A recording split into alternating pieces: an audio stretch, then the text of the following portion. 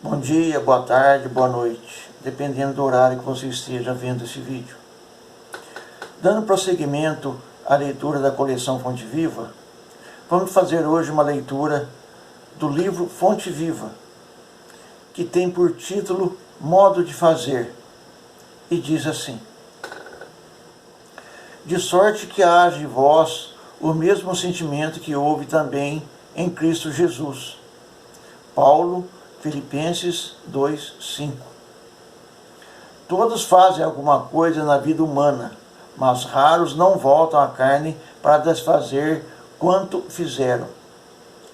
Ainda mesmo a criatura ociosa que passou o tempo entre a inutilidade e a preguiça é constrangida a tornar a luta, a fim de desintegrar a rede de inércia que teceu ao redor de si mesma. Somente constrói sem necessidade de reparação ou corrigenda aquele que se inspira no padrão de Jesus para criar o bem. Fazer algo em Cristo é fazer sempre o melhor para todos, sem expectativa de remuneração, sem exigências, sem mostrar-se, sem exibir superioridade, sem tributos de reconhecimento e sem perturbações. Em todos os passos do Divino Mestre, vemo-lo na ação incessante em favor do indivíduo e da coletividade, sem prender-se. Da carpintaria de Nazaré à cruz de Jerusalém, passa fazendo o bem sem outra paga além da alegria de estar executando a vontade do Pai. Exalta o vintém da viúva e louva a fortuna de Zaqueu com a mesma serenidade. Conversa amorosamente com algumas criancinhas e multiplica o pão para milhares de pessoas sem alterar-se. Reergue Lázaro do sepulcro e caminha para o cárcere com a atenção centralizada nos desígnios celestes. Não te esqueças de agir para a felicidade comum, na linha infinita dos teus dias e das tuas horas. Todavia, para que a ilusão te não imponha o fel do desencanto ou da soledade, ajuda a todos indistintamente, conservando, acima de tudo, a glória de ser útil, de modo que haja em nós o mesmo sentimento que vive em Jesus Cristo. Aí está, meus irmãos, mais um belo ensinamento, trazido aqui por Emmanuel, pela psicografia de Francisco Cândido Xavier. E novamente vem nos alertar para o uso do nosso tempo, nos alertar para aquilo que nós fazemos com o nosso tempo. Porque, como ele diz, raro são aqueles que não retornam à carne para desfazer o mal feito. Raros são aqueles que aproveitam o tempo e não têm o que desmanchar, não têm o que corrigir. Às vezes, reclamamos das dificuldades porque não temos alegrias, felicidades aqui nesse mundo. Só que esse mundo não foi criado por Deus para a nossa felicidade aqui. Aqui é campo de prova. E campo de prova exige 100% da nossa atenção. Não é a gente simplesmente achar que tem uma vida social porque conseguiu status, conseguiu dinheiro, conseguiu posição social, conseguiu colocar os filhos nas melhores escolas. Não, eu sou um cara que eu cumpri com a minha obrigação e eu fiz tudo direitinho, dentro do padrão. Só que esse não é o padrão do Cristo. Esse é o padrão do mundo. Esse é o tipo de coisa que o mundo oferece e que Jesus negou quando lhe foi oferecido poder, glória, dinheiro, riquezas.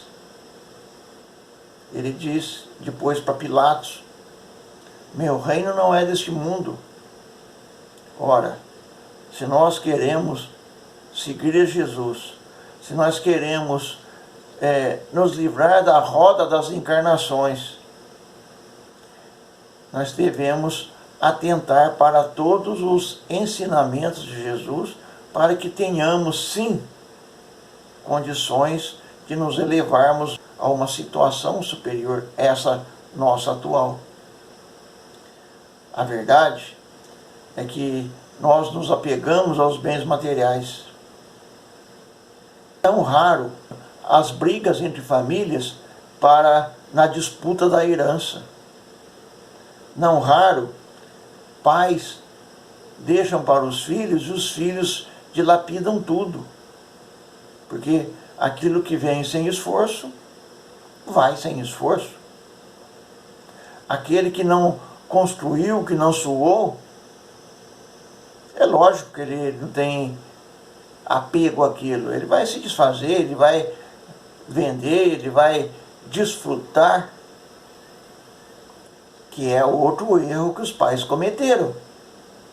Porque ensinaram a ele que ele deveria desfrutar da vida, que a vida é para ser desfrutada, aproveitada.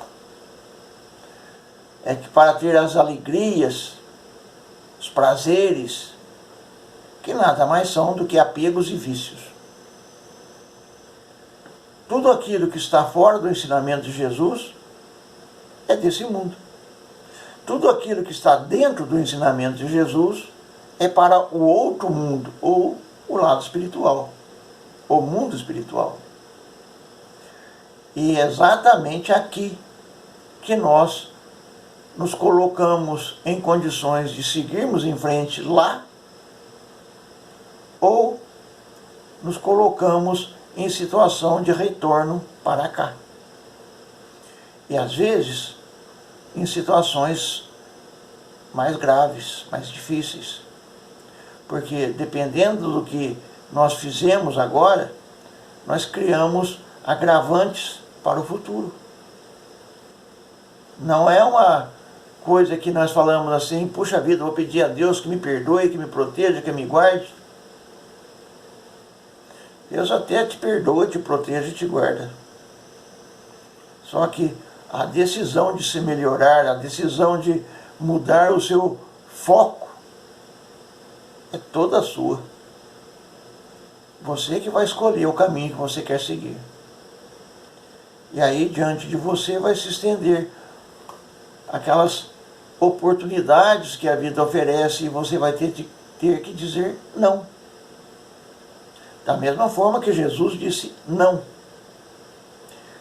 E é por isso que aqui o nosso irmão Emmanuel diz para a gente que fazer a coisa sem apego, sem ostentação, sem querer se aparecer, sem se preocupar com grandezas, sem remuneração, exigências, sem tributos de reconhecimento. Ou seja, nós devemos seguir Jesus de coração e fazer o bem ao nosso próximo, não porque eu vou fazer o bem porque o bem me leva para uma condição melhor na vida espiritual. Não é assim que funciona. Porque você só está fazendo o bem porque você está querendo algo lá na frente. E isso não resolve. Vocês têm que fazer o bem pelo bem. Você tem que fazer as coisas por amor, mas com amor. E aí que está toda a diferença da sua atividade nesse plano material. As dificuldades que nós encontramos aqui fazem parte do nosso crescimento. São oportunidades que Deus nos concede para que nós possamos resolver alguns probleminhas do passado. E se nós tivermos a felicidade de resolvê-los todos, assim estaremos sim reescrevendo uma nova página de uma forma mais feliz no futuro. Agora, quando temos a grande dificuldade de seguir Jesus, significa que nós temos também muito caminho pela frente, muitas reencarnações pela frente, porque até que não estejamos realmente dentro dos ensinamentos de Jesus, ou sejamos dignos de sermos chamados discípulos de Jesus, nós teremos que ir e voltar, ir e voltar.